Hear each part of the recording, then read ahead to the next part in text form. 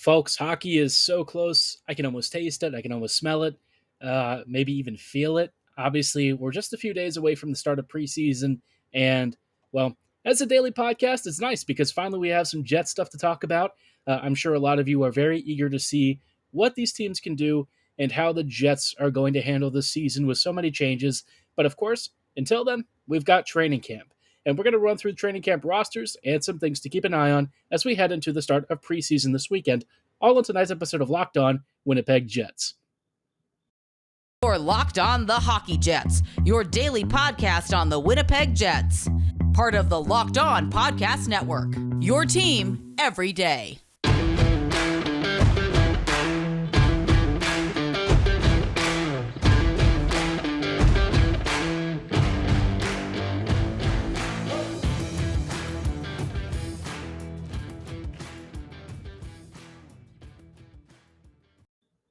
Hello, friends, and welcome to tonight's episode of Locked On Winnipeg Jets, part of the Locked On Podcast Network, your team every day. I'm your host, Harrison Lee, an avid Winnipeg Jets fan and an online blogger. You can follow me on Twitter at HLLivingLoco and at LO_Winnipeg Jets.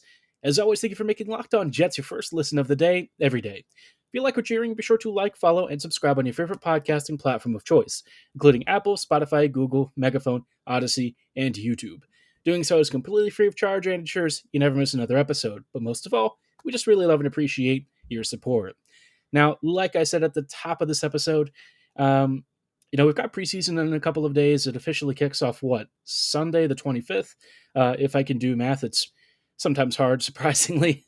As the Jets are sort of preparing for preseason, naturally they've got training camp. And this is a chance for a lot of the kids to really stake a claim to some roster spots, maybe show off one last opportunity before, the preseason roster is set and Winnipeg really starts narrowing down what they want their starting lineups to look like.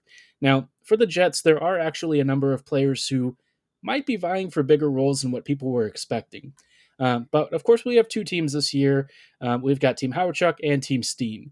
Now, based on how they've split this roster, there are some interesting balances in terms of maybe one side having a better offensive output and forward grouping, while the second group maybe has what I would consider a stronger blue line unit. So we're going to go through each of these rosters and see what exactly the strengths and weaknesses might be, and some younger players that I'm kind of hoping for big showings, because honestly, Winnipeg has cycled through a number of prospects that are kind of in the tweener stage, and some of them might be ready to graduate, some of them still need some seasoning, and for some, this might be their last real shot at potentially carving out an NHL role.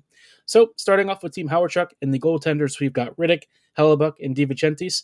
Honestly, this might be the three best goalies in the organization right now, just based on what we have with Hellebuyck and, of course, Rittich's experience and former success at the NHL level. DiVincentis might be decent. We have no idea. He's had just a few minutes of preseason camp, so I'm not really getting too excited about him. But Rittich and Hellebuyck, of course, those guys are walls. I would imagine that we might see a little bit more of Rittich this time, just to see what his game is like and what he can do for the Jets. Obviously, Comrie last year didn't really give Hellebuyck all that many games off, because for some reason the Jets just kept pushing Hellebuyck out there, and I don't know if that was really the way that I would have approached it. I feel like that might have been a little bit too much, and it would have been nice to make more of Comrie services, considering Eric was pretty darn spiffy. But that's a great goaltending group. It's going to be tough for some of the younger shooters and even the veterans to get past them. And nice group.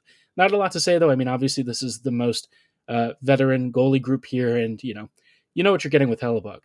Now, on the defensive side of things, we've got an interesting mixture of older and younger players. We have Dylan DeMello, Ashton Sautner, Josh Morrissey, Declan Chisholm, Tyrell Bauer, Logan Stanley, Johnny Kovacevic, and Leon Gawanke. Now, this group is kind of like where I was talking about some of those tweeners, right? For me, Kovacevic is kind of in a weird spot of being on the fringes of the Jets, but also maybe not at the level to earn a third pairing role permanently. I feel like he would be a seventh defender in the ideal scenario. I wish he would have turned more into a third pairing defender. I don't know if that's really going to progress at this point, but the reality is the Jets don't have a lot of right-handed defenders, and by virtue of that, and because he's a larger player, I think the Jets always like having at least one larger sized two-way physical defender, and Kovacevic kind of can do some of that. I think it sort of undersells his offensive game, but thus far it's hard to know if it's really going to translate at the NHL level. I'm kind of hoping that at some point we see some really fun sparks from him, because it is clear that he had genuine talent playing for Merrimack, and for the Moose he's been pretty darn spiffy. So it'd be nice to see him eventually carve out an NHL role, but this might be getting to be closer to the point where you really need to see some results from him, um, because the Jets they have, I would say, a logjam on the left side, not so much on the right side.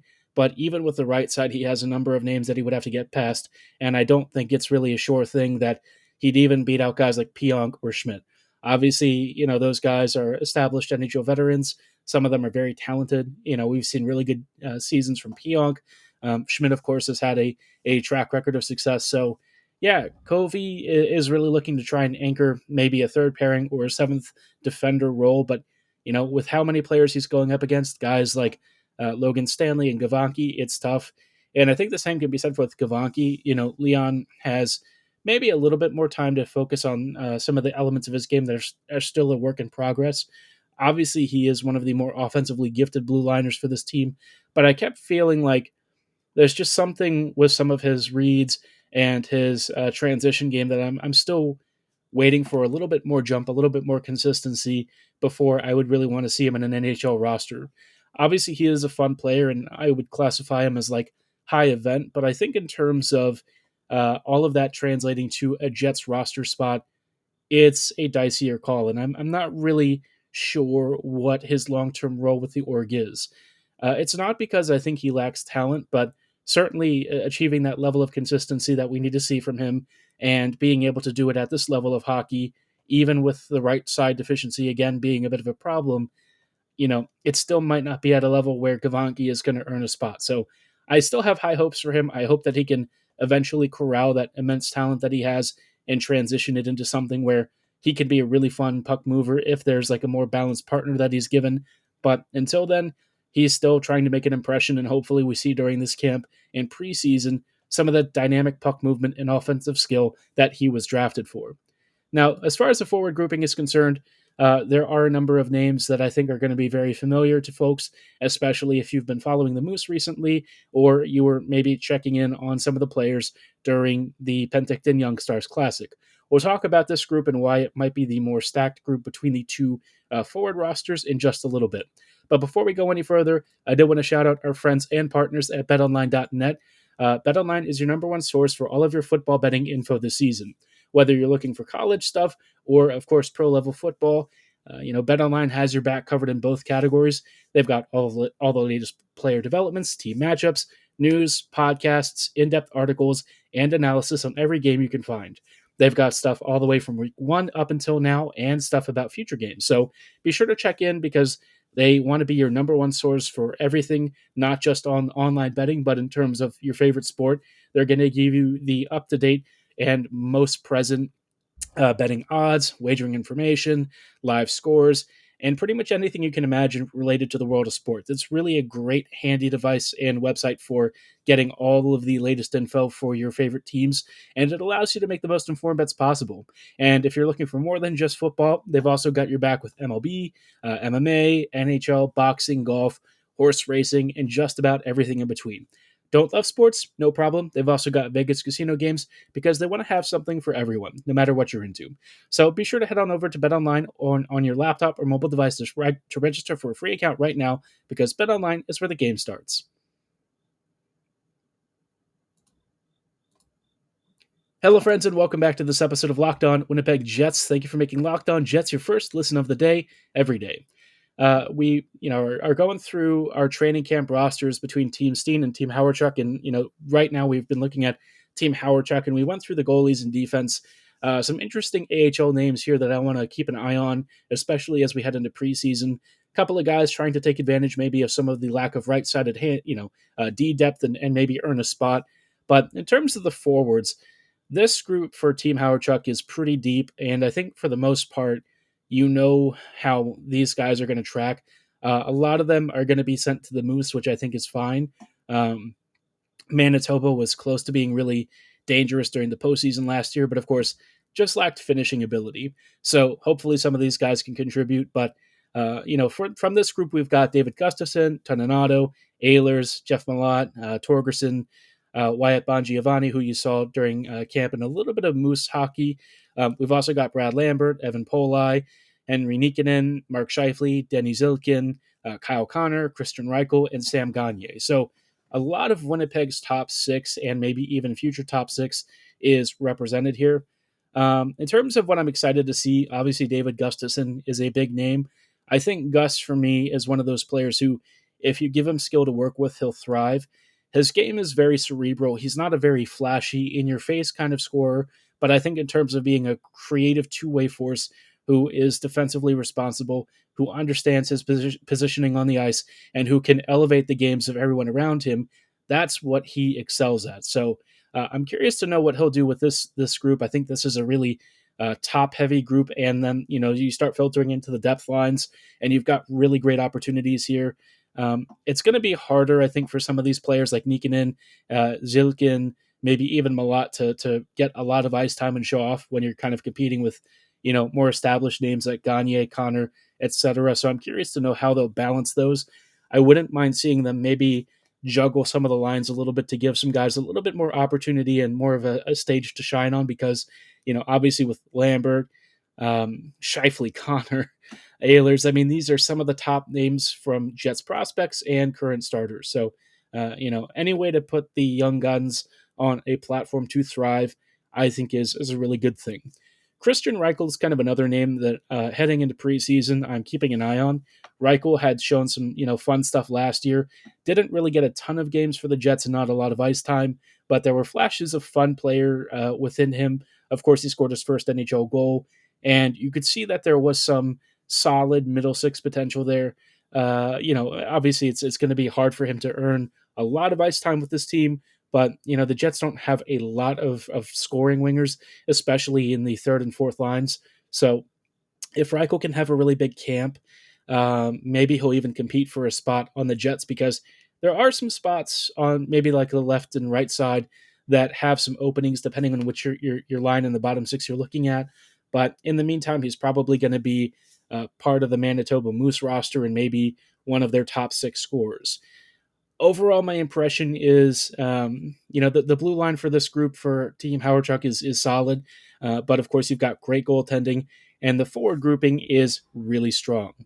Now, on the other side, of course, we've got Team Steen, which is no slouch.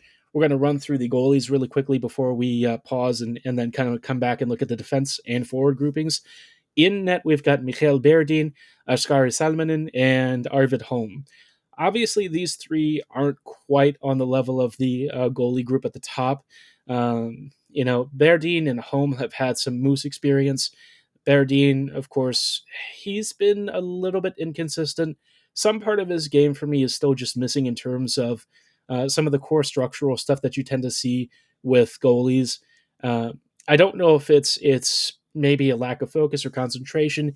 It just feels like sometimes he loses track of the puck and it results in some softer goals that you don't really want to see. Obviously, he has incredible reflexes, and he is an extremely fun puck-moving goalie. I don't know if that's like a transition thing of like what you might expect future goalies to do, but in terms of just Berdin being a human highlight reel, he is a fun goalie, but of course the consistency has just been an issue. Holm hasn't really shown a ton either yet to really be trusted with a full-time starter role, so we'll see what he does. I mean, I'm not really expecting either of these guys to seize a major starting role for the Moose beyond like a timeshare. I think it's going to be a lot of riding the hot hand because I don't know that either are going to have big seasons, but it'd be nice if one of them really steps up for the Moose this year and just steals the role, proves that they are the number one, and maybe even challenges for the backup role in the future. So, Berdin with the Jets one day, it'd be fun. But I think both he and Holm have a little bit of work to do before we really start to think about them joining the big club. Now, in just a little bit, we'll take a look at the defensive group that I think is really talented and maybe the stronger between this one and the first grouping, and why I'm excited for some of the prospects in just a little bit. Hello, friends, and welcome back to this episode of Locked On Jets. We are closing out with some final thoughts on Team Steen heading into training camp and preseason. We talked about Team Steen's goalie grouping being maybe not the best, but in terms of the defensive group, you've got some fun players here. You've got Pionk, Dillon, Heinola, Simon Lundmark, Sandberg, Kuzmin, Capobianco, and Schmidt. Now, there's a lot of puck-moving two-way transition game here. Maybe not the most defensively stout group, but one that's going to be offensively gifted. Heinola, for him, this is his big stage to start to earn a role with Winnipeg's top four defensive unit. I think Ville has a great shot this year. They've really been pumping his tires, and I hope that means, longer term, he is viewed as one of our top offensive defenders, because there's clearly a super talented player with him, and we've seen flashes of it, but for some reason the Jets just haven't really run him out all that much. So this is the start for maybe him earning a bigger role.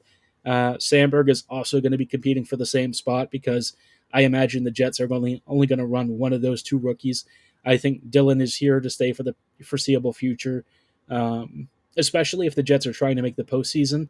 I think Dillon, for me, maybe is going to improve under bonus, but, with his cap hit and stuff, I still wonder what is the better option, whether it's him remaining with the Jets or maybe being moved for some forward help. Kind of hard to say at this point. The Jets are either going to, well, honestly, I think the Jets are going to have trouble scoring no matter what. And I think the defense is going to have issues no matter what. So it kind of feels like rearranging decks on the, deck chairs on the Titanic, but Winnipeg is going to have to scrap together something and hopefully come up with a half decent lineup. I know I've tried my best to arrange it into something that looks passable, but, Heinola could be a huge boost for that back end. Sandberg maybe, is the calming two-way defensive presence that the Jets have sorely missed on the third pairing. Either way, these guys, hopefully both are going to be around for the future and can really earn big roles. But, the other kids, Lundmark, Kuzmin, they're just trying to have a good, camp showing at camp, maybe show off some of the skills and earn potentially big roles with the Moose, although Lundmark has kind of already cemented that. So for Kuzmin, this is more of a big stage for him to show up and show off. Now, as far as the forwards are concerned, this group, it's up against it a little bit in terms of competing against Team Hawerchuk, but you've got Saku Menelainen, Janssen Harkins, Lowry, Appleton, Mikey Eisenman, Wheeler, Stenlund, Alex Limoges, Barron, Chaz Lucius, PLD, Nick Jones, Cole Meyer, and Cole Perfetti. You're noticing a lot of names from the Manitoba Moose, as well as some guys who are maybe not with the Moose yet, but probably will be this season. Limoges being one of the big acquisitions for Manitoba. Limoges should be a really nice finisher, and I could see him being maybe the guy that the Moose were really lacking last season. He's had a really nice career with the San Diego Gulls, and if the Moose can finally get a finisher for that top six that can start punching pucks in the back of the net, that team was already really good at creating chances. It just couldn't finish them. So maybe the Moose will finally be Calder Cup worthy and make the push this season. As for the rest of this group, I mean, there's not a ton to say about this other than, Chaz Lucius. I'm curious to know if they'll play him at center or at wing. I think long-term wing is, for me, the more preferred position. But, the Jets are going to try and run him in multiple spaces to see what works best. I think he'll have a bit of an adjustment heading into pro hockey. It's not going to be easy. It never is. But because he's kind of had a lot of time off due to injuries and stuff, I think it's going to be an extra level of challenge that he's going to have to negotiate. Barron, he's basically got a labeled spot for Winnipeg's bottom six. I just hope he can show off some of the skill that he's displayed in previous flashes with different pro organizations, whether it was with the Rangers or some early showings with the Jets. Curious to know if he'll seize a big role this year. We'll see. Again, he's shown flashes, but the results there aren't not enough to really read into yet. As for the rest of the group, I mean, Perfetti is Perfetti. What do I even say? Eisenman, another guy who's probably going to be with the Moose, but might be eyeing a chance to try and sneak in a shot at a Jets bottom six role. Probably not super likely, but you never know. Maybe he'll surprise and try and fight for a left wing spot or something. But other than that, I mean, this forward grouping, it's mostly players who would be competing more for Winnipeg's third and fourth lines, and maybe eyeing longer term big spots for the Moose, especially if they're trying to seize a top six role and eventually earn that much coveted call up to the Jets. So, yeah, interesting groups. I think there are some interesting line combos that the Jets can kind of pull out of these, and we'll see how top names like Lambert and of course Lucius kind of handle, plus some of the depth guys who are really trying to make a name for themselves and push further up. I'm not like super excited for the season in terms of what I think the Jets ultimate standing results are going to look like, but I am happy to see a lot of kids maybe earning spots, and I hope that at least some of these players are able to earn bigger starting roles and prove that they have some really big value to this organization, because certainly the Jets don't seem to be going externally for stuff, uh, which has its own challenges and own problems, but it is what it is. I've spoken a lot about Winnipeg's failure to bring in free agents and make big trades. I don't need to spend more time on it other than just kind of rehashing the same stuff. So let's hope this is a fun training camp, and let's keep the vibes positive for preseason as that is rolling up this weekend. Tomorrow we'll probably preview some of the expectations for the preseason games and what I could see happening as Bonus tries to orient this team into something that is at least pretending to look like a playoff contender. But until then, for tonight's episode, that is going to be all the time that we have. Thank you so much for making Locked On Jets your first listen of the day every day. Be sure to make your second listen Locked On NHL. Our experts to give you a daily 30-minute podcast on all things NHL all year long. Stay up to date on everything in the world of hockey at your fingertips. It's always free to follow and subscribe, so do that right now. And as always, thanks so much for listening. Have a great night, and go Jets go.